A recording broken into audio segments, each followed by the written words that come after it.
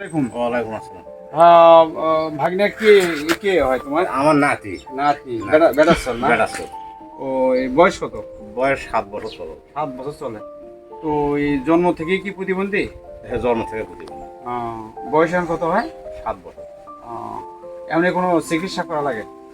চিকিৎসা বহু করছি, তাও এখন মনে করো ওই বড়ি দেয়া, পায়খানা করার নাগে, বড়ি দেয়া, ঘুমের নাগে, মানে ওষুধের দ্বারা ওষুধের দ্বারাই সব তুলে খাওয়ার নাগে, মানে কথা বলতে পারে।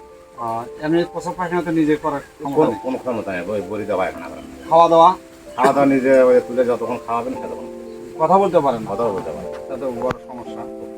তো এখন হলো এই আপনি একদিন বলছিলেন যে একটা হুইল চেয়ার বলেন আপনি।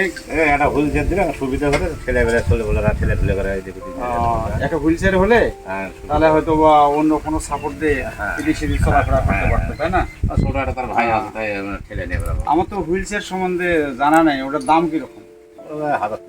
3,000 টাকা হলে সমাধান হবে, তাই তো? ঠিক আছে, এটা তো আমার জানা ছিল না।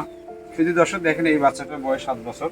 ইনি জন্মের পর থেকেই চলাফেরা করতে পারে না, খাওয়া দাওয়া মায়ের সাহায্য খাওয়া দাওয়া করে, এবং প্রসাব পায়খানা ওষুধের ডাক্তারের পরামর্শ অনুযায়ী ওষুধের দ্বারা প্রসাব পায়খানা করে। হ্যাঁ, যে সমাজে এরকম অনেক নিরীহ মানুষ আছে। আমি সকল মহলের কাছে আকুল আবেদন আসি, আমরা সবাই মিলে এই নিরীহ মানুষগুলোর পাশে দাঁড়াই। ঠিক আছে, আমি ছেলেটার বৃত্তান্ত জানলাম। এর বাবা কি করে? এর বাবা ঢাকায় যা কাজ করে। ঢাকায় যা কাজ করে হয়তো বা ওটি দিয়ে ডাল এর চিকিৎসা অন্য সমস্যাগুলো সমাধান হয়, তাই তো? ঠিক আছে, আপনার কথাটা কিন্তু আমি শুনলাম। শুধু দর্শক, আপনি আমার কথা শুনলেন বা ওই ছেলের দাদা হয় তার মুখে কথা শুনলেন। ছেলেটির জন্ম থেকে এই অবস্থা, প্রতিবন্ধী।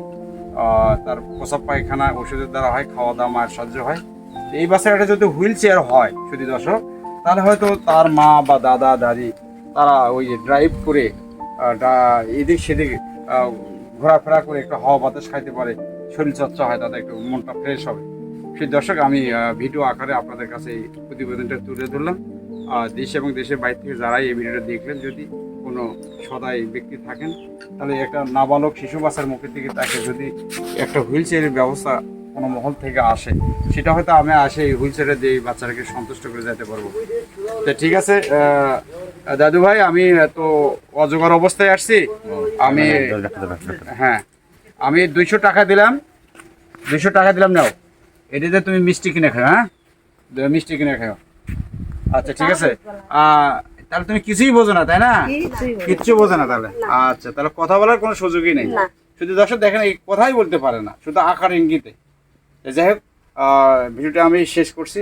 শুধু দর্শক, ভিডিও যারা দেশ এবং দেশের বাইরে দেখলেন, গরিব জনতা 24 চ্যানেলটি সাবস্ক্রাইব করবেন, এবং এই ভিডিওর কথাগুলো বিবেচনা করতে, যদি আবারও বলছি কোনো সদয় ব্যক্তি এই নাবালক বাচ্চাটার পিছিয়ে দাঁড়াতে চান, তারা একটা হুইল চেয়ারের এবং চিকিৎসা বাবদ যদি একটা ব্যবস্থা করে দিতে পারেন, সেটা আমি এই বাচ্চার হাতে তুলে দিয়ে ভিডিও আকারে আপনাদের নাম দাম উল্লেখ করে আমি ভিডিও আকারে আপনাদের দেখাতে পারবো। এগুলো আমার বক্তব্য শেষ করছি। আবার এই নিত্য নতুন কোনো ভিডিও নিয়ে যেন আপনাদের সামনে হাজির হতে পারি। আর দিন শেষে আপনাদের কাছে একটা আকুল আবেদন, আমরা যেন সবাই ভালো ভালো কাজগুলি বেশি করতে পারি, এই প্রত্যাশা রেখে শেষ করছি। রাখি। আসসালামু আলাইকুম।